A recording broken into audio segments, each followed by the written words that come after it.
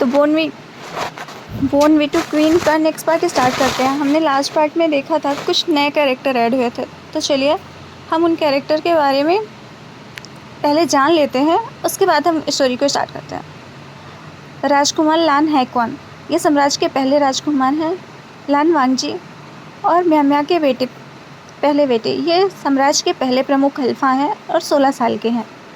और जब भी इन्हें मौका मिलता है ये लान वांगजी को ताना मारना पसंद करते हैं, और इसीलिए इनकी माँ हमेशा इन पर गुस्सा रहती है, क्योंकि म्याम्या चाहती है कि यह लान वांगजी का पक्ष हासिल करें, ना कि उसका गुस्सा। और उनका एक जुड़वा भाई है जो साम्राज्य के दूसरे राजकुमार है। इनकी उसके साथ भी नहीं बनती, ये उससे 12 मिनट बड़े हैं। और दूसरा कैरेक्टर था लान एजिन, ये साम्राज्य के 6वें राजकुमार हैं। लान वांगजी और म्याम्या के चौथे बेटे, यह एक ओमेगा हैं और 8 साल के हैं। यह भी सिंहासन की पंक्ति में हैं क्योंकि यह एक पुरुष है। वह हर क्षेत्र में कमज़ोर है, लेकिन खाना बनाना सीखने में बहुत अच्छे हैं, और उसकी माँ को यह बात पसंद नहीं है। म्याम्या चाहती है कि वह अपने 3 बड़े भाइयों की तरह किसी महत्वपूर्ण क्षेत्र में निपुण हो जाए,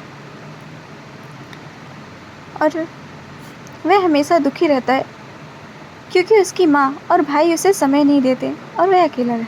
चलिए अब हम कहानी स्टार्ट करते हैं। विंग, क्या मैं 100 नियम दोहरा नहीं सकता? वांगजी कोल्ड टोन में कहता है, नहीं। इंगशी आगे आती है और अपने घुटने टेकते हुए कहती है, मुझे क्षमा करें किंग, पर माई लेडी अभी भी अपरिपक्व अवयस्क हैं, वह नियम नहीं जानती। उसने लान वांगजी की तरफ भीख भरी निगाहों से देखा। लान हैक्वान, जिसकी नज़र एंगशी पर पड़ी, उसने तुरंत ही कहा, ठीक है, मैं आपकी लेडी को केवल 100 नियमों का पालन करने को कहता हूँ।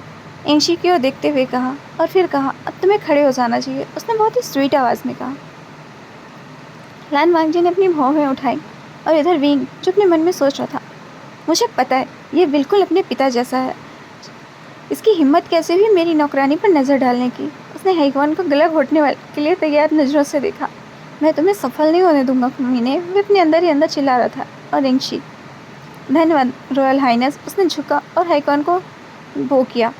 लान वांगजी कोल्टन में कहा, मैं अभी भी सम्राट हूँ।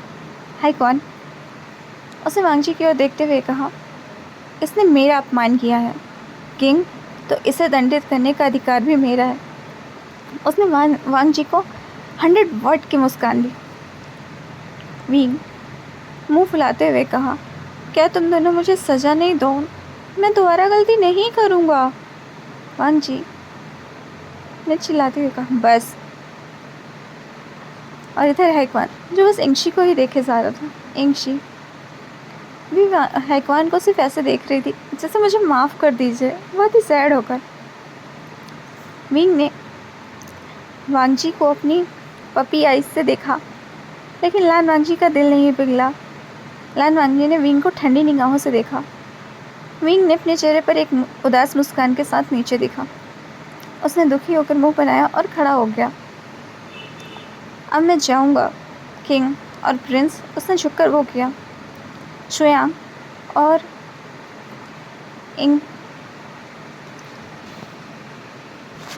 सॉरी गाइस, थोड़ी सी प्रॉब्लम आ गई थी, तो चलिए हम कहाँ थे स्टोरी में। हाँ, शुयांग और एंगशी ने भी किंग और प्रिंस के सामने झुका और विंग के पीछे चल दिया। लान हैक्वान किंग की ओर देखते हुए कहा, क्या मुझे एक उपपत्नी मिल सकती है? उसने चिलमिलाती हुई आंखों से वांगजी को देखा। वांगजी ने कोल्ड आवाज़ में कहा, मुझे दादा बनने की कोई जल्दी नहीं है। वांगजी हैक्वान, पर लान वांगजी, चाहिए आप यहाँ से। हैक्वान ने वांगजी को वो किया और वहाँ से चल दिया। लान वांगजी भी खड़ा हो गया और वहाँ से चल गया।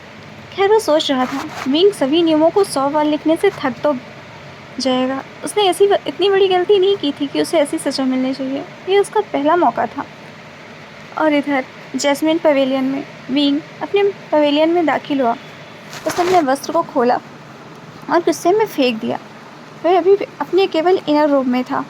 उसने पीछे मुड़कर देखा और एक छोटे बच्चे को दरवाजे के सामने खोए हुए देखकर वो चौंक गया। विंग उस बच्चे के पास जाकर पूछता है, आप कौन हैं? एंगशी विंग के कानों में फुसफुसाकर कहती है, ये 6वें राजकुमार है माय लेडी। विंग प्रिंस को वो करता है और कहता है, मेरी अशिष्टता के लिए मुझे क्षमा करें प्रिंस, लेकिन आप मेरे पवेलियन में क्या कर रहे हैं? उसने उसके सामने बैठते हुए पूछा। एजेंट ने अपने कन्फ्यूजन से सिर हिलाया और बोला, क्या ये आंटी किंशु का कक्ष नहीं है? विंग मुस्कुराया और कहा, नहीं ये नहीं है। एजेंट ने गोल सा मुँह बनाया, बोला, ओह आपको परेशान करने के लिए क्षमा करें, मैं जाने ही वाला था। तभी विंग ने कहा, क्या आप कुछ मिठाई खाना चाहेंगे? उसने मुस्कुराकर एजेंट से पूछा। एजेंट ने पीछे देखा और सिर हिलाकर रहने दी। विंग ने नौकरानियों से एजेंट के लिए कुछ मिठाइयाँ बनाने को कहा, जबकि एजेंट कुर्सी पर बैठ गया और विंग उसके सामने बैठ गया। विंग को एजेंट बहुत पसंद था। वह बहुत सुंदर और शांतिपूर्ण था। विंग अपने मन में सोच रहा था, राजकुमारों को ऐसा होना चाहिए, शांत और सम्मानजनक। और एजेंट awkward महसूस कर रहा था। कुछ समय बाद नौकरानियाँ मिठाई और जूस लेकर आई। वे 6वें राजकुमार ने उन्हें चुपचाप खाना शुरू कर दिया, जबकि विंग एजेंट की सुंदरता की प्रशंसा कर रहा था अपने मन ही मन में। विंग ने 6वें राजकुमार के भोले गालों को छूने के लिए अपना हाथ आगे बढ़ाया ही तभी उद्घोषक ने घोषणा कर दी कि सम्राट आ रहे हैं। विंग अपने मन में सोचता है, अभी यहाँ क्या कर रहा है? उसने खड़े होकर प्रणाम किया। सम्राट का नाम सुनकर लान एजेंट चौंक गया। वह जल्दी से खड़ा हुआ और एक सुंदर राजकुमार की तरह झुका, जबकि लान वांगजी अंदर आया और उसने विंग और फिर एजेंट की ओर देखा। वांगजी अपने मन में ही पूछा, यह सियोचिन मतलब यह युवान जैसा तो नहीं दिख रहा? उसने चिंग से फुसफुसाया। एजेंट को देखते हुए, चिंग माफ़ करे, वो अपने मन में सोचता है, लान वांगजी अपने बेटे को नहीं पहचान पा रहा। उसे कंफ्यूज था। उसने वांगजी की ओर देखा और कहा, किंग ये आपके 6वें पुत्र हैं। ये 8 साल के एक ओमेगा हैं, आपके और मैडम म्याम्या के 4थे पुत्र। वांगजी ने सहमति में अपना सर हिलाया। तभी एजेंट झुका और उसने कहा, अब मैं चलता हूँ किंग, मुझे जाने ही वाला था। तभी विंग ने पीछे से कहा, लेकिन तुमने अपनी मिठाई ख़त्म नहीं की है। एजेंट नीचे देखते हुए ही कहा, मैं भूखा नहीं हूँ। वांगजी ने एजेंट का कॉलर पकड़ लिया और उसे कुशन में बिठा दिया और वांगजी उसके बगल में बैठ गया, जबकि विंग उनके सामने बैठ गया। और उसी समय युवान पवेलियन के अंदर भाग कर आया। युवान आइंग आइंग, उसने तभी वांगजी को देखा और उसने किंग के को वो किया। एजेंट अपना सिर झुकाया था और अपने मन में सोच रहा था, ये कौन है? तभी विंग युवान से पूछता है, मुझे यकीन है आपकी क्लास अभी ख़त्म नहीं हुई है। उसने युवान की ओर झुकते हुए ये बात पूछी थी। युवान पाउट बनाते हुए बोलता है, वो बहुत बोरिंग है, इसलिए मैंने यह कहकर छुट्टी ले ली कि मेरा पेट दर्द कर रहा है। विंग हंसने लगा और युवान के गलों पर चुटकी काटते हुए कहता है, हाउ क्यूट। लानी जो वहीं पर था वो अपने मन में सोचता है, मामा ने कभी मुझे नहीं कहा कि मैं सुंदर हूँ। लान वांगजी युवान की ओर देखकर मुस्कुराया और अपने मन में कहता है, मुझे पता है इसमें मेरे सुंदर जीन है। वो अपने आप पे प्राउड फील कर रहा था। वहीं युवान एजेंट की ओर देखा और विंग से पूछता है, ये गगा कौन है? उसने एजेंट की तरफ इशारा किया। एजेंट घबराने लगा, मतलब मैं करने लगा। तभी विंग आगे बढ़ा और उसने कहा, ये आपके बड़े भाई हैं प्रिंस, यह 6वें राजकुमार लान एजिन हैं, आपके 6वें भाई। वांगजी अपने मन में सोचते हैं, तो इसका नाम एजिन है। खैर मुझे याद नहीं मैंने इसे इतना सुंदर नाम दिया। युवान वो करता है और कहता है, हाय गगा। लान एजिन भी उसे हाय कहते हैं और आकर्षण महसूस करते हैं। वांगजी जो अपने दोनों बेटों को देख रहा था और अपने मन में सोचता है, ये अजीब है। खैर मुझे अपने किसी भी भाई के साथ कभी ऐसा अजीब महसूस नहीं हुआ। जियांग छिंग जो भी खड़ा था और जान रहा था कि वांगजी अपने मन में सोच क्या रहा है, वो कहता है, क्या तुम्हें पता भी था कभी कि तुम्हारे भाई कितने थे? एजिन चुपचाप बैठा था और अपने पिता की ओर देखते हुए मिठाई खा रहा था। खैर उसने कभी अपने पिता के साथ खाना नहीं खाया था, क्योंकि उसकी माँ हमेशा चाहती थी कि लान वांगजी का अकेला समय उसके साथ हो। लान वांगजी ने देखा और उसने एजेंट से पूछा, क्या तुम्हें कुछ परेशानी है 6वें राजकुमार? एजेंट ने झिझकते हुए कहा, नहीं कुछ नहीं। एजेंट ने कुछ कहा और विंग ने उसकी ओर देखा। लान वांगजी ने एजेंट के जवाब पर सिर हिलाया। एजेंट पहले ही खाना खा चुका था और वह बस बैठा था। फिर युवान खड़ा हुआ और वह एजेंट की ओर आया। युवान ने एजेंट की ओर अपना हाथ बढ़ाते हुए कहा, क्या आप मेरे साथ खेलना चाहेंगे कगा? एजेंट ने भी उसका हाथ स्वीकार किया और कहा, ठीक है। दोनों हंसने लगे और एजेंट और युवान लान वांगजी को प्रणाम करके वहाँ से चले गए। विंग आराम से कुशन पर बैठ गया, अधिक स्थान प्राप्त करते हैं, और वह निश्चित रूप से एक नोबल शैली तो नहीं थी। विंग वांगजी की ओर देखते हुए पूछा, तो आप कब जा रहे हैं किंग? वांगजी, मुझे विदा करने की तो मैं बहुत जल्दी है, उसने विंग की ओर झुकते हुए कहा। विंग ने मासूमियत से मुस्कुराते हुए कहा, क्योंकि मैं आपकी किसी भी कॉन्केवाइन से कोई परेशानी नहीं चाहता। इंगजी और शुआन जो पीछे खड़े थे वो अपने मन में अपनी माई लेडी के लिए दुआ कर रहे थे। वांगजी ने विंग को देखा और फिर एक मिठाई का निवाला खा लिया और वह उसे पचा नहीं सका क्योंकि वह बहुत मीठा था। वांगजी ने विंग से पूछा, क्या यह बहुत मीठा नहीं है? विंग ने उसकी ओर देखते हुए कहा, युवान को मिठाई पसंद है, उसे यह मेरी यानली सीजे से मिला है। शुआन अपने मन में सोचता, आपने मेरी राजकुमारी का जिक्र क्यों किया? इसे उससे नफरत है। लान वांगजी ने कुछ नहीं कहा और वह खड़ा हो गया और लापरवाही से वहाँ से दूर चला गया। विंग सिर्फ मुस्कुराया। विंग ने जानबूझकर राजकुमारी का नाम लिया। वह जानता था लान वांगजी को उनसे नफरत है और उसके बारे में बात करना बर्दाश्त नहीं कर सकता।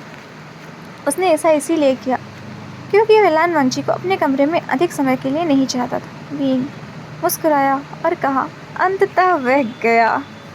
उसने अंगड़ाई लेते हुए कहा, मैं बहुत थक गया हूँ।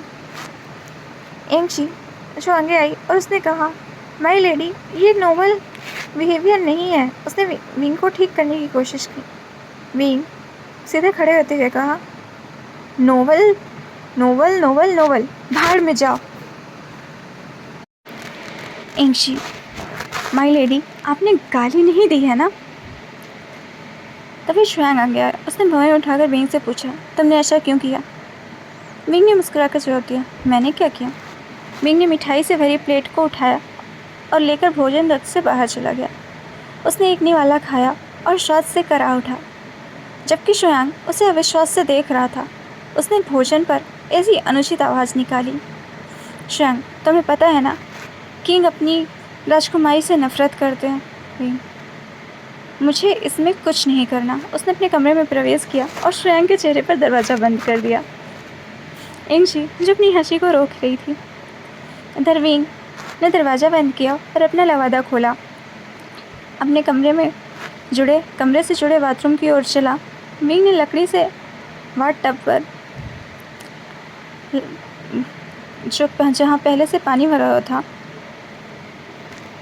उस पर बैठ गया। विंग को वांगजी इतना पसंद नहीं है।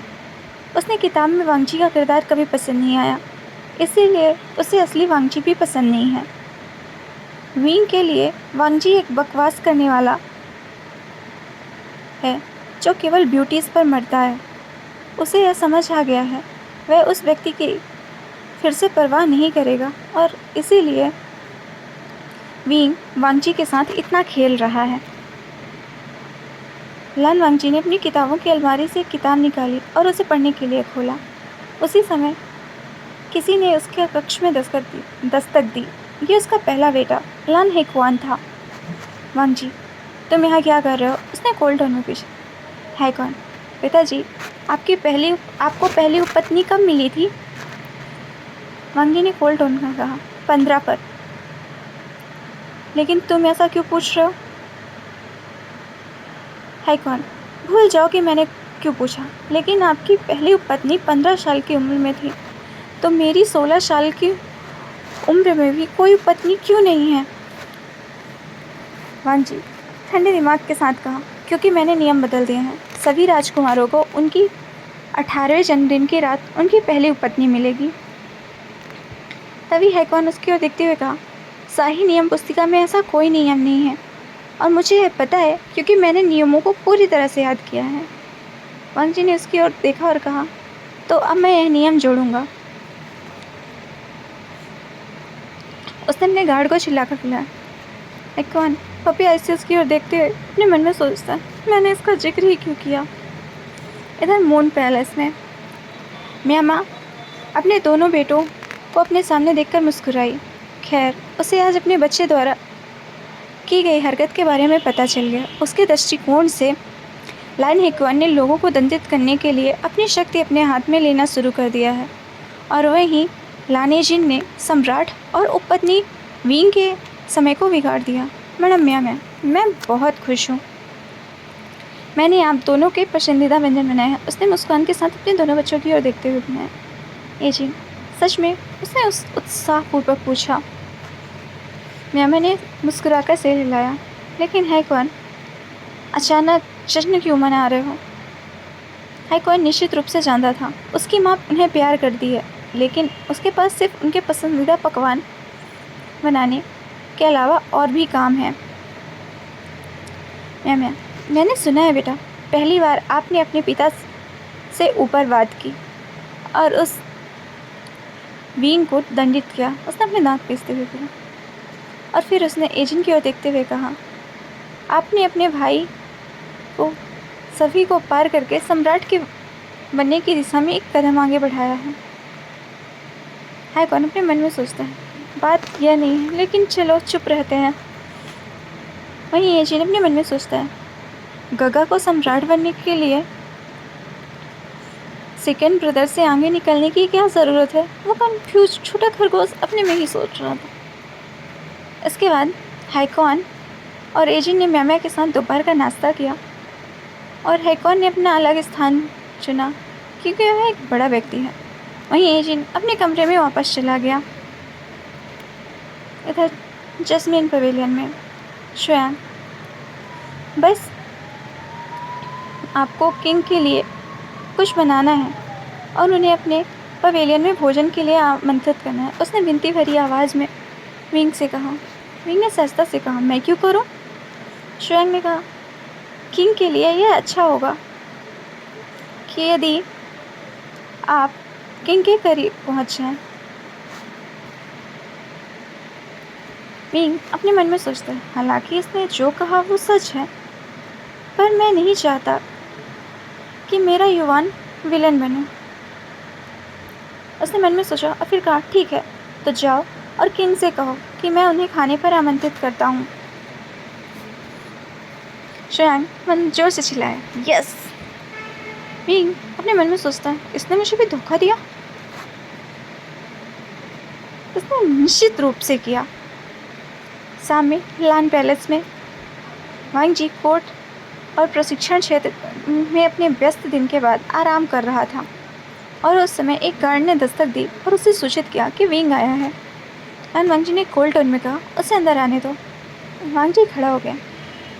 विंग अंदर आया। उसके एक हाथ में लकड़ी का ताबूत था लेकर वांग जी के सामने झुका। वांग जी ने अपनी भौहें उठाई, लेकिन विंग की आंखें वांग जी की सुंदरता पर अटक गईं।